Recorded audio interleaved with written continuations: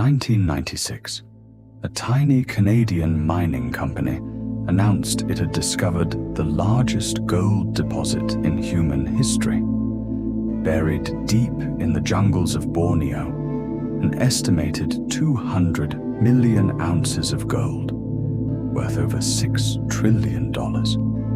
Overnight, the stock went from pennies to $280 a share. Thousands of ordinary Canadians, teachers, retirees, nurses, poured their life savings in.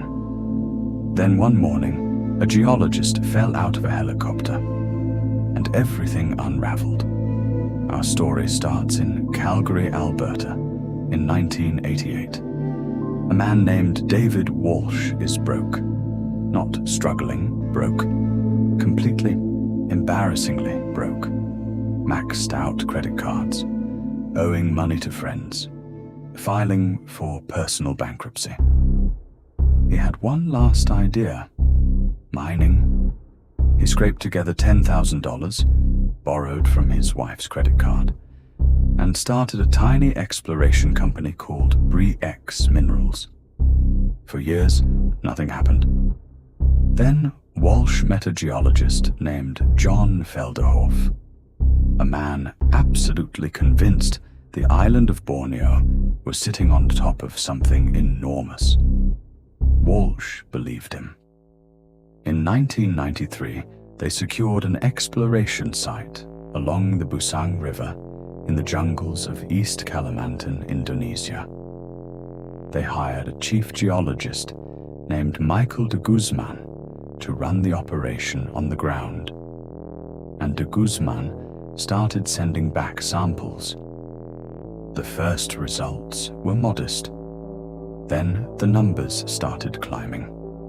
By 1996, Bre-X was announcing that Busang contained 70 million ounces of gold, the largest single deposit ever found. Then they revised it. 100 million ounces, then 200 million ounces. The Canadian financial press went absolutely insane. Bre-X stock, which had been trading at 27 cents, hit $280 per share. The company's market cap reached $6 billion. The Toronto Stock Exchange added Bre-X to its index. Pension funds loaded up. Ordinary Canadians who had never bought a stock in their lives were calling their brokers. Just put everything into Bre-X. Barrick Gold, Freeport McMoran, the biggest mining companies on Earth, all desperate to get a piece. Walsh and Felderhoff won industry awards. They were on magazine covers. And deep in the jungle, de Guzman kept sending back samples. But a few people were suspicious. Where are the core samples stored? Why hasn't an independent firm verified the site? Why does gold only appear in Bre-X's own tests? These questions were ignored, dismissed. In early 1997, Freeport McMoran was brought in as a partner. They were finally allowed to do their own drilling. Their results came back. Virtually no gold. Word leaked. The stock wobbled. And then, on March 19th, 1997, Michael de Guzman boarded a helicopter in Indonesia to fly to a meeting. He never arrived.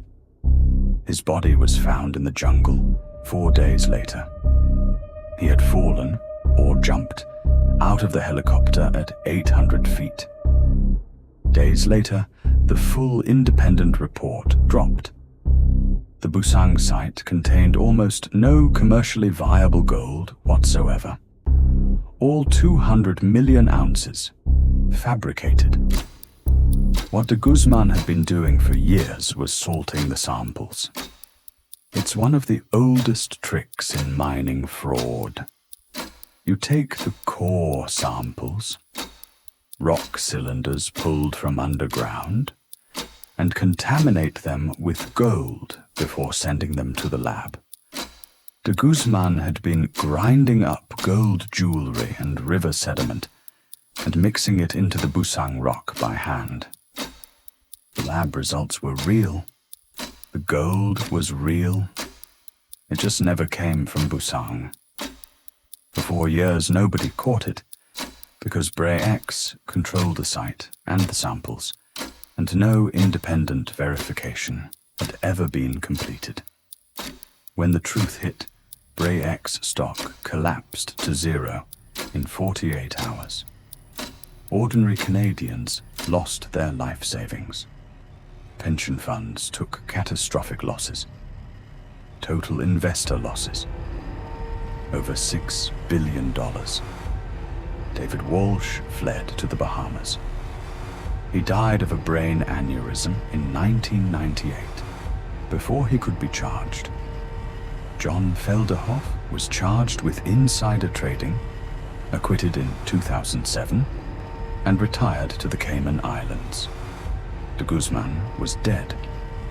No one ever went to prison. The Bre-X scandal changed Canadian securities law forever. It showed how easy it was, with enough confidence, remote geography, and a booming market, to fool thousands of smart people into believing something too good to be true. The jungle had no gold, but greed was everywhere. If you made it this far, thank you for watching. Hit subscribe, because there are hundreds more stories like this one coming. And leave a comment. Did you know about Bre-X before today? See you in the next one.